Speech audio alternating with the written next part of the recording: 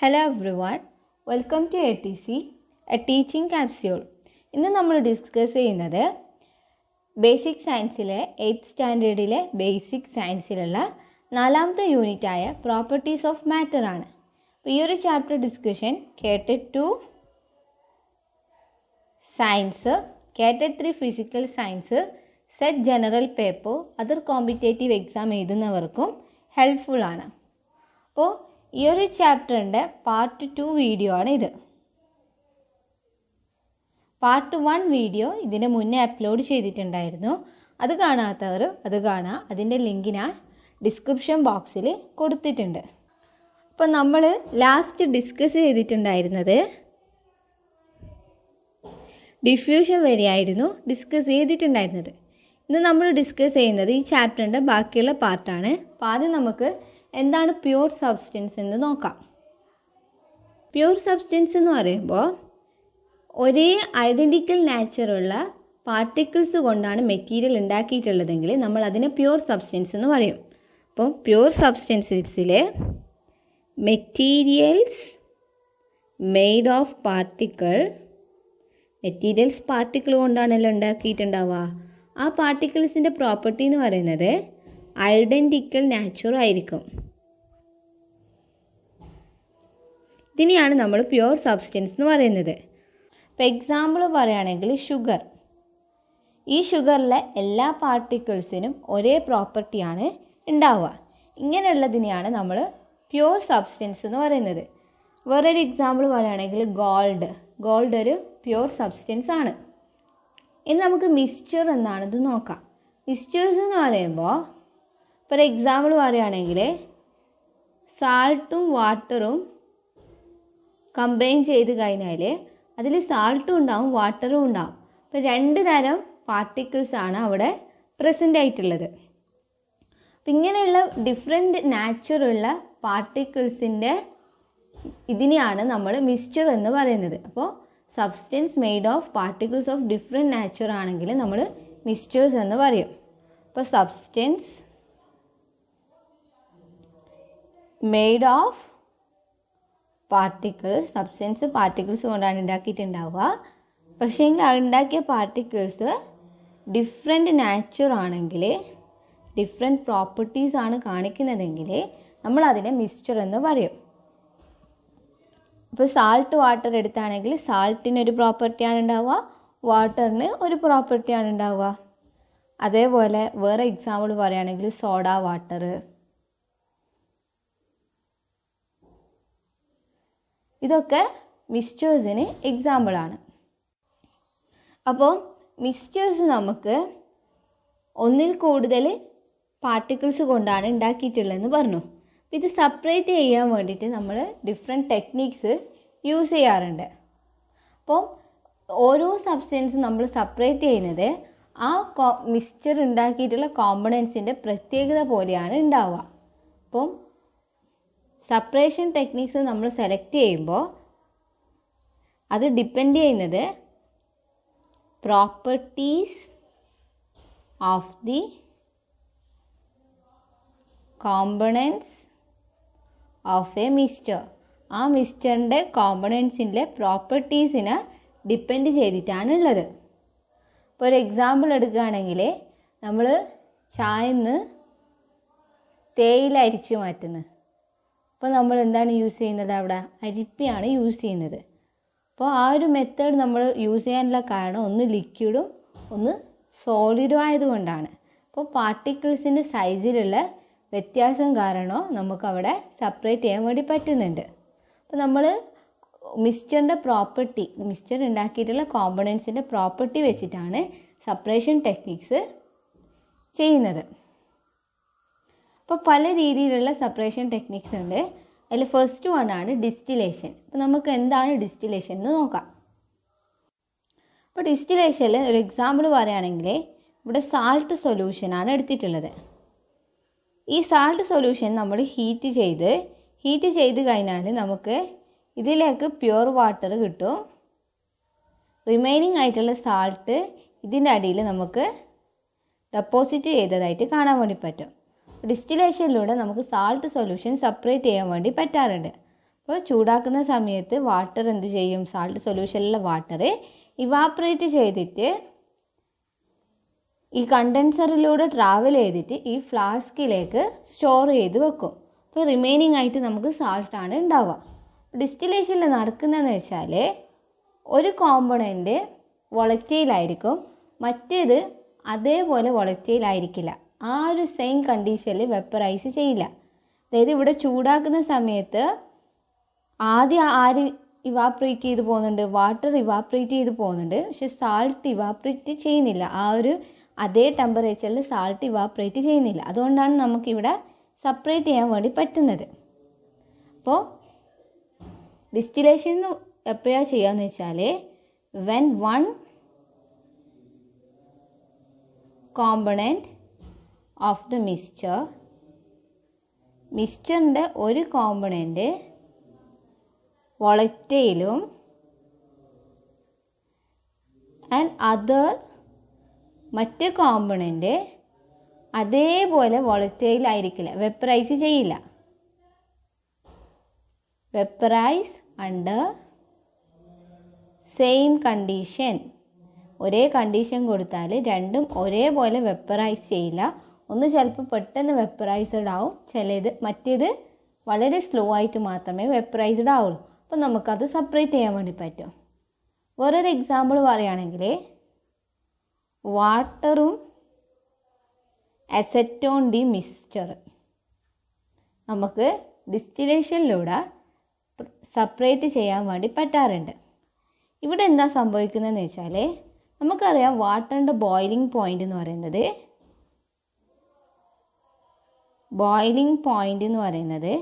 100 degree Celsius ആണ്. അതേ സമയത്ത് അസറ്റോണിൻ്റെ ബോയിലിംഗ് പോയിൻ്റ് എന്ന് പറയുന്നത്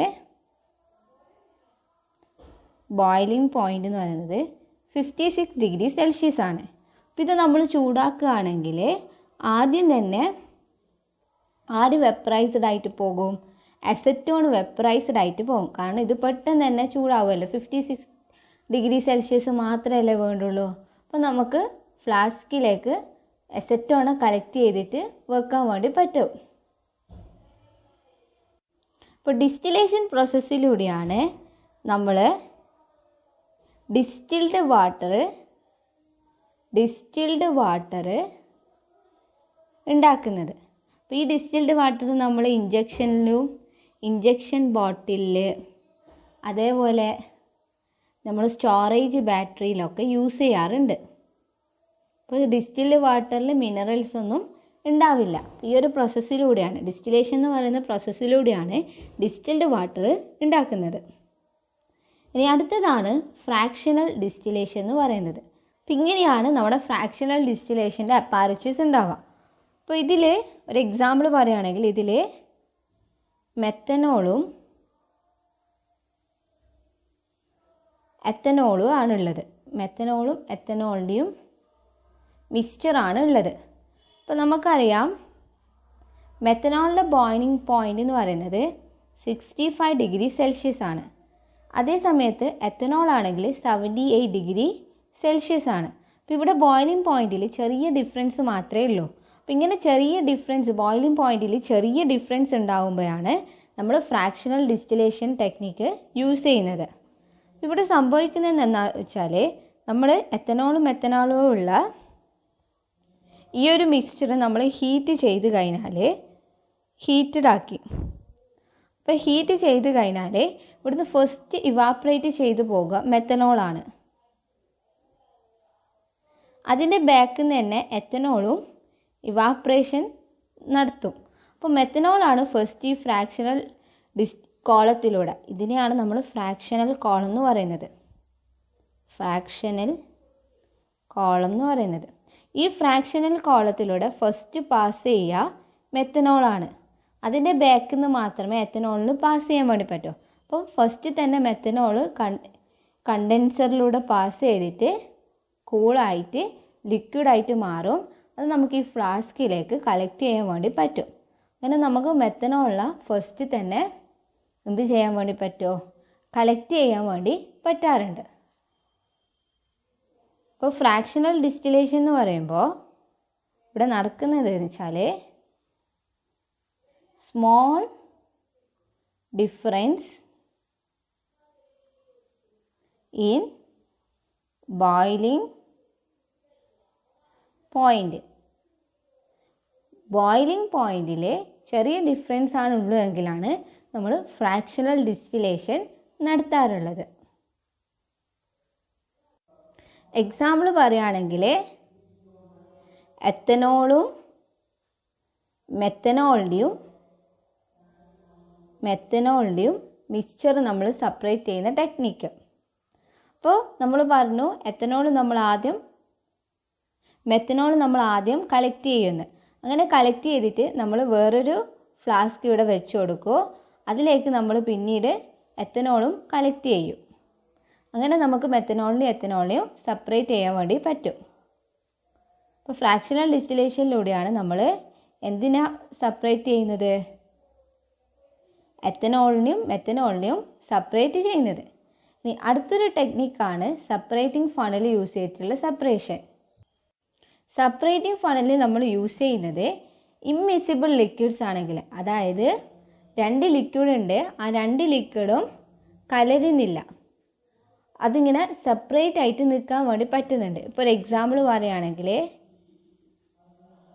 കെറോസിനും വാട്ടറും നമ്മൾ മിക്സ് ചെയ്ത് കഴിഞ്ഞാൽ നമുക്ക് കെറോസിന് മേലെ കാണാൻ വേണ്ടി പറ്റും, വാട്ടർ താഴെ പോയി നിൽക്കും. ഇത് രണ്ടും കലരുന്നില്ല, അതായത് സെപ്പറേറ്റ് ആയിട്ട് നിൽക്കുന്നുണ്ട്. അപ്പം ഇങ്ങനെയുള്ള മിക്സ്ചറിനെ സെപ്പറേറ്റ് ചെയ്യാൻ വേണ്ടിയിട്ടാണ് നമ്മൾ സെപ്പറേറ്റിംഗ് ഫണൽ യൂസ് ചെയ്യുന്നത്. അപ്പോൾ നമ്മൾ സെപ്പറേറ്റിംഗ് ഫണലിൽ നമ്മൾ ഇങ്ങനെ കെറോസിനും വാട്ടറും എടുത്തു കഴിഞ്ഞാൽ നമുക്കറിയാം വാട്ടറാണ് താഴെ ഉണ്ടാവും. അപ്പോൾ നമ്മൾ ഈ ഒരു പൈപ്പ് ജസ്റ്റ് ഒന്ന് ഓപ്പൺ ചെയ്ത് കൊടുക്കും, എന്നിട്ട് നമ്മൾ ഇതിൽ നിന്ന് വാട്ടറിനെ മാത്രം ഈ പൈപ്പ് വഴി സെപ്പറേറ്റഡ് ആക്കും. അപ്പോൾ ഇങ്ങനെയാണ് നമ്മൾ സെപ്പറേറ്റിംഗ് ഫണൽ യൂസ് ചെയ്തിട്ട് ചെയ്യുന്നത്. അപ്പോൾ സെപ്പറേഷൻ ബൈ സെപ്പറേറ്റിംഗ് ഫണൽ എന്ന് പറയുന്നത് നമ്മൾ സെപ്പറേറ്റിംഗ് ഇമ്മിസിബിൾ ലിക്വിഡ്സിനെ അതിൻ്റെ മിക്സ്ചറിൽ നിന്നും സെപ്പറേറ്റ് ചെയ്യാൻ വേണ്ടി യൂസ് ചെയ്യുന്ന ടെക്നിക്കാണ് സെപ്പറേറ്റിംഗ് ഫണൽ. സെപ്പറേറ്റിംഗ് ടെക്നിക്കാണ് സബ്ലിമേഷൻ. സബ്ലിമേഷൻ എന്ന് പറയുന്ന പ്രോസസ്സ് എന്ന് പറയുന്നത് സോളിഡ് നേരിട്ട് ഗ്യാസായിട്ട് മാറുക, ഹീറ്റ് ചെയ്യുന്ന സമയത്ത് സോളിഡ് നേരിട്ട് ഗ്യാസായി മാറുന്ന ആ ഒരു പ്രോസസ്സിനെയാണ് സബ്ലിമേഷൻ. ഇത് നമ്മൾ മുന്നേ പഠിച്ചിട്ടുണ്ട്. അപ്പോൾ ഇവിടെ ഞാൻ ഒരു ചൈന ഡിഷിൽ, ഇതാണ് നമ്മുടെ ചൈന ഡിഷ്, ഈ ചൈന ഡിഷിലേക്ക് സാൻഡും അമോണിയം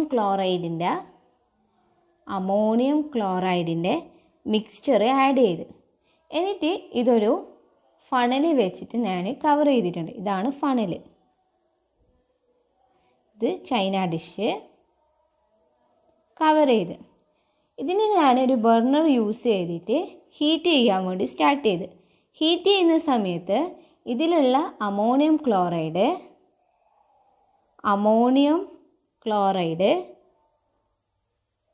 വെപ്പറൈസ് ചെയ്യാൻ വേണ്ടി തുടങ്ങും, ഗ്യാസ് ആയിട്ട് മാറാൻ വേണ്ടി തുടങ്ങും. ഈ അമോണിയം ക്ലോറൈഡ് വെപ്പർ ഇങ്ങനെ മേലോട്ടേക്ക് പാസ് ചെയ്യുന്ന സമയത്ത് ഈ ഫണലിൻ്റെ സൈഡിലായിട്ട് സോളിഡിഫൈ ചെയ്തിട്ട് പറ്റിപ്പിടിച്ചിട്ട് നിൽക്കും. അപ്പോൾ നമുക്കിവിടെ അമോണിയം ക്ലോറൈഡിനെ മാത്രം കാണാൻ വേണ്ടി പറ്റും. വെപ്പറായിട്ടുള്ള അമോണിയം ക്ലോറൈഡ് മേലോട്ടേക്ക് എത്തുമ്പോൾ സോളിഡിഫൈ ആവും. അങ്ങനെ സോളിഡിഫൈ ആയിട്ട് ഈ ഫ്ലാസ്കിൻ്റെ സൈഡിലായിട്ട് പറ്റിപ്പിടിച്ചതായിട്ട് കാണാൻ വേണ്ടി പറ്റാറുണ്ട്. അപ്പോൾ ഇങ്ങനെ നമുക്ക് സാൻഡിൽ നിന്നും അമോണിയം ക്ലോറൈഡിനെ സെപ്പറേറ്റ് ചെയ്യാൻ വേണ്ടി പറ്റും. അപ്പോൾ ഈ ഒരു സബ്ലിമേഷൻ ടെക്നിക്ക് നമ്മൾ എപ്പോഴാണ് യൂസ് ചെയ്യാന്ന് വെച്ചാൽ, സോളിഡ് നേരിട്ട് ഗ്യാസ് ആകുന്നുണ്ടെങ്കിൽ നമുക്ക് സബ്ലിമേഷൻ മെത്തേഡിലൂടെ ആ ഒരു മിക്സ്ചറിനെ നമുക്ക് സെപ്പറേറ്റ് ചെയ്യാൻ വേണ്ടി പറ്റും. ഇനി അടുത്തതാണ് സെൻട്രിഫ്യൂഗേഷൻ. സെൻട്രിഫ്യൂഗേഷൻ എന്ന് പറയുമ്പോൾ ഇവിടെ പാർട്ടിക്കിൾസ് മാസ് അനുസരിച്ചിട്ടാണ് സെപ്പറേറ്റ് ചെയ്യുന്നത്. അപ്പം ഡിഫറെൻറ്റ് മാസ് ഉണ്ടെങ്കിൽ, different in the mass of പാർട്ടിക്കിളിൻ്റെ മാസിൽ വ്യത്യാസം ഉണ്ടെങ്കിലാണ് നമ്മൾ സെൻട്രിഫ്യൂഗേഷൻ യൂസ് ചെയ്യുന്നത്. എക്സാമ്പിൾ പറയുകയാണെങ്കിൽ നമ്മളെ ബ്ലഡ് സാമ്പിളിൽ നിന്ന് എന്ത് സെപ്പറേറ്റ് ചെയ്യലേ, ബ്ലഡ് സെൽസിനെ സെപ്പറേറ്റ് ചെയ്യുന്നത് സെൻട്രിഫ്യൂഗേഷൻ പ്രോസസ്സിലൂടെയാണ്. അപ്പോൾ നമ്മളിവിടെ ചെയ്യുന്നതെന്ന് വെച്ചാൽ നമ്മൾ ടെസ്റ്റ് ട്യൂബിൽ നമ്മൾ സാമ്പിൾ എടുക്കും. ആ ഒരു സാമ്പിൾ സെൻട്രിഫ്യൂജ് എന്ന് പറയുന്ന ഇൻസ്ട്രുമെൻ്റ് ഉണ്ട്, ആ സെൻട്രിഫ്യൂജിൻ്റെ ഇൻസ്ട്രുമെൻറ്റിൽ വെക്കും.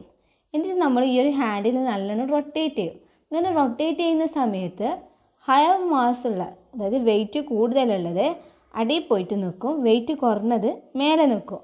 അങ്ങനെ നമ്മൾ സെപ്പറേറ്റ് ചെയ്യുകയാണ് ചെയ്യുന്നത്.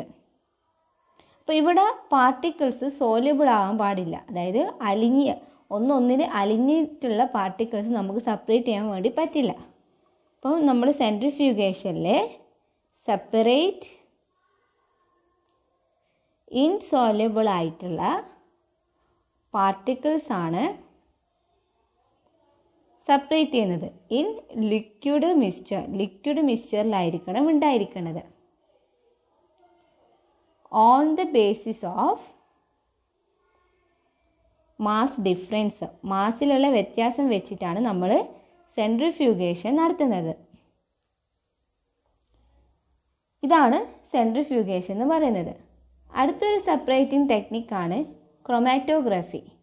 അപ്പോൾ ക്രൊമാറ്റോഗ്രഫി നമ്മൾ യൂസ് ചെയ്യുക എപ്പോഴാന്ന് വെച്ചാൽ, ഇപ്പോൾ ഒരു സോൾവെൻറ്റിൽ ഒന്നിൽ കൂടുതൽ സൊല്യൂട്ട് ഡിസോൾവ്ഡ് ആണെങ്കിൽ നമ്മൾ ക്രൊമാറ്റോഗ്രഫി യൂസ് ചെയ്തിട്ട് സെപ്പറേറ്റ് ചെയ്യാറുണ്ട്. അപ്പോൾ ഇത് ആദ്യമായിട്ട് യൂസ് ചെയ്തിട്ടുണ്ടായിരുന്നത് കളേർഡ് സബ്സ്റ്റൻസ് സെപ്പറേറ്റ് ചെയ്യാൻ വേണ്ടിയിട്ടാണ്. അതുകൊണ്ടാണ് ഇതിൻ്റെ പേര് ക്രൊമാറ്റോഗ്രഫി എന്ന് പറയുന്നത്. അപ്പം ക്രൊമാറ്റോഗ്രഫി യൂസ് ചെയ്യുന്നത് സെപ്പറേറ്റ് മോർ ദാൻ ഒന്നിൽ കൂടുതൽ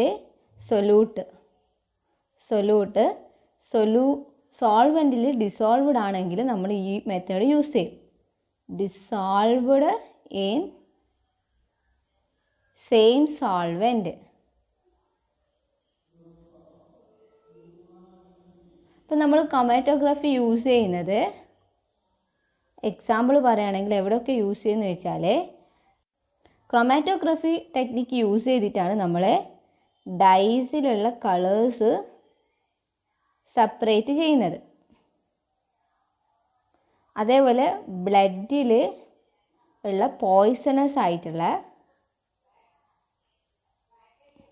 സബ്സ്റ്റൻസ് സെപ്പറേറ്റ് ചെയ്യാൻ വേണ്ടിയിട്ട് നമ്മൾ ക്രൊമാറ്റോഗ്രഫി ടെക്നിക്സ് യൂസ് ചെയ്യാറുണ്ട്. ക്രൊമാറ്റോഗ്രഫിയിൽ നമ്മളൊരു ഫിൽറ്റർ പേപ്പർ, ഇതാണ് നമ്മളെ ഫിൽറ്റർ പേപ്പർ നമ്മൾ ഒരു സൊല്യൂട്ട് പ്ലസ് സോൾവെൻറ്റ് മിക്സ്ചറിലേക്ക് താഴ്ത്തി വെക്കും. അപ്പോൾ നമ്മുടെ സൊല്യൂട്ടും സോൾവെൻറ്റും കാപ്പിലാരിറ്റി ആക്ഷനിലൂടെ മേലോട്ടേക്ക് റൈസ് ചെയ്യും. ഇവിടെ ഉണ്ടാകുന്നത് കാപ്പിലാരിറ്റി. നമുക്കറിയാം ലിക്വിഡ്സ് ഗ്രാവിറ്റേഷനെതിരെ മേലോട്ടേക്ക് റൈസ് ചെയ്യുന്നതിനെയാണ് നമ്മൾ കാപ്പിലാരിറ്റി എന്ന് പറയുന്നത്. അങ്ങനെ കാപ്പിലാരിറ്റി ആക്ഷനിലൂടെ സൊല്യൂട്ടും സോൾവെൻറ്റും മേലോട്ടേക്ക് റൈസ് ചെയ്യും. അങ്ങനെ റൈസ് ചെയ്യുന്ന സമയത്ത് നമ്മുടെ ഇതിലുള്ള സൊല്യൂട്ടും ഫിൽറ്റർ പേപ്പറും തമ്മിൽ ഒരു അട്രാക്ഷൻ ഉണ്ടാവും. ആ ഒരു അട്രാക്ഷൻ കാരണം എന്ത് സംഭവിക്കുമെന്ന് വെച്ചാൽ, സൊല്യൂട്ട് ഈ ഫിൽറ്റർ പേപ്പർമേൽ പറ്റിപ്പിടിക്കും, അറ്റാച്ച് ചെയ്യാൻ തുടങ്ങും. ഈ ഒരു പ്രോസസ്സിനെയാണ് നമ്മൾ അഡ്സോർപ്ഷൻ എന്ന് പറയുന്നത്. അപ്പം അഡ്സോർപ്ഷൻ പ്രോസസ്സാണ് ക്രൊമാറ്റോഗ്രഫിയിൽ നടക്കുന്നത്. അഡ്സോർപ്ഷൻ. അപ്പോൾ അഡ്സോർപ്ഷൻ എന്ന് പറയുന്നത് ഫിൽറ്റർ പേപ്പറും സൊല്യൂട്ടും തമ്മിലുള്ള അട്രാക്ഷൻ കാരണം നമ്മുടെ സൊല്യൂട്ട് ഫിൽറ്റർ പേപ്പർമേൽ അറ്റാച്ച് ചെയ്യുന്നു. അപ്പോൾ ആ ഒരു പ്രോസസ്സിനെയാണ് നമ്മളിവിടെ അഡ്സോർപ്ഷൻ എന്ന് പറയുന്നത്. അങ്ങനെ നമുക്ക് സൊല്യൂട്ടിനെ അതിൻ്റെ അഡ്സോർപ്ഷൻ പ്രോപ്പർട്ടി വെച്ചിട്ട് സെപ്പറേറ്റ് ചെയ്തിട്ട് കാണാൻ വേണ്ടി പറ്റും. അപ്പോൾ ഓരോ സൊല്യൂട്ടിൻ്റെയും അഡ്സോർപ്ഷൻ റേറ്റ് അനുസരിച്ചായിരിക്കും അത് സെപ്പറേറ്റ് ചെയ്യുക. അപ്പോൾ നല്ല അഡ്സോർപ്ഷൻ റേറ്റ് ഉണ്ടെങ്കിൽ അത് പെട്ടെന്ന് തന്നെ സെപ്പറേറ്റ് ചെയ്യും. കുറച്ച് മാത്രമേ ഉള്ളൂവെങ്കിൽ കുറച്ച് അഡ്സോർപ്ഷനാണ് നടക്കുക. അപ്പോൾ ക്രൊമാറ്റോഗ്രഫീൻ്റെ പ്രിൻസിപ്പിൾ എന്ന് പറയുന്നത് അഡ്സോർപ്ഷൻ ആണ്. പിന്നെ കാപ്പിലാരിറ്റി ആക്ഷനിലൂടെയാണ് ആ സൊല്യൂട്ട് സോൾവെൻറ്റ് മിക്സ്ചർ മുകളിലോട്ടേക്ക് പോകുന്നത്.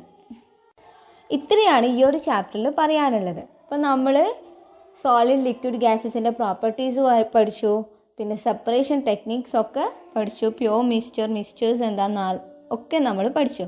ഈ ഒരു പാഠം മനസ്സിലായോ നോക്കാൻ വേണ്ടിയിട്ട് കുറച്ച് മോക്ക് ക്വസ്റ്റ്യൻസ് ചെയ്ത് നോക്കാം. അപ്പോൾ ഫസ്റ്റ് വൺ എന്ന് പറയുന്നത് a suitable separation technique used to separate common salt from sea water. അതായത് കോമൺ സാൾട്ടിൽ നിന്നും സീ വാട്ടറിൽ നിന്നും സാൾട്ട് സെപ്പറേറ്റ് ചെയ്യാൻ വേണ്ടി നമ്മൾ യൂസ് ചെയ്യുന്ന ടെക്നിക്ക് ഏതാണെന്നാണ് ചോദിച്ചിട്ടുള്ളത്. ഫിൽട്രേഷൻ ആണോ, ഇവാപ്രേഷൻ ആണോ, സബ്ലിമേഷൻ ആണോ, സെൻട്രിഫ്യൂഗേഷൻ ആണോ? അതെ, നമുക്കറിയാം ഇവാപ്രേഷൻ ആണ് നമ്മൾ യൂസ് ചെയ്യാറുള്ളത്. അതായത് ഇവാപ്രേഷൻ ആണ് നമ്മൾ ഡിസ്റ്റിലേഷൻ പ്രോസസ്സിൽ യൂസ് ചെയ്തിട്ടുണ്ടായിരുന്നത്. ഡിസ്റ്റിലേഷൻ പ്രോസസ്സിലൂടെയാണ് നമ്മൾ എന്തിനെ സെപ്പറേറ്റ് ചെയ്തത്? സീ വാട്ടറിൽ നിന്ന് സാൾട്ടിനെ നമ്മൾ സെപ്പറേറ്റ് ചെയ്തിട്ടുള്ളത്. അപ്പോൾ അവിടെ ഡിസ്റ്റിലേഷനിൽ നമ്മൾ ഇവാപ്രേഷൻ മെത്തേഡാണ് യൂസ് ചെയ്തിട്ടുള്ളത്. അപ്പോൾ നമുക്ക് പറയും ഇതിന് കറക്റ്റായിട്ടുള്ള ആൻസർ ഓപ്ഷൻ ബി ആണെന്ന്. അടുത്തൊരു ക്വസ്റ്റ്യൻ നോക്കുകയാണെങ്കിൽ which is correct related to the properties of particle. പാർട്ടിക്കിളുമായിട്ട് ബന്ധപ്പെട്ടിട്ടുള്ള കുറച്ച് പാർട്ടിക്കിൾസിൻ്റെ പ്രോപ്പർട്ടീസാണ് താഴെ കൊടുത്തിട്ടുള്ളത്. ഇതിൽ ഏതാണ് കറക്റ്റ് എന്നാണ് ചോദിച്ചിട്ടുള്ളത്. അപ്പോൾ നമുക്ക് ഓപ്ഷൻസ് നോക്കാം.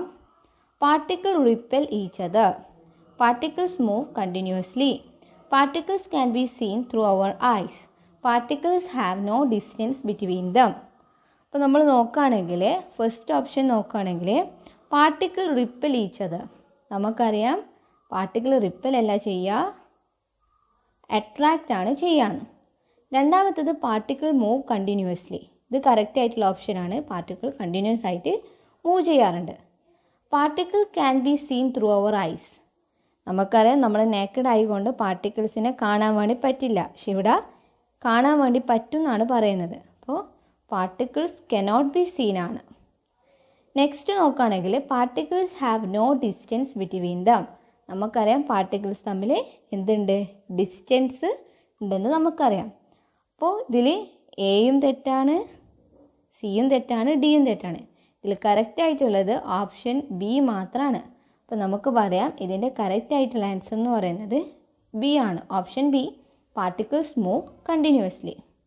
അപ്പോൾ ഈ ഒരു വീഡിയോ എന്ന് പറയുന്നത് ഈ ഒരു ചാപ്റ്ററിൻ്റെ പാർട്ട് 2 വീഡിയോ ആണ്.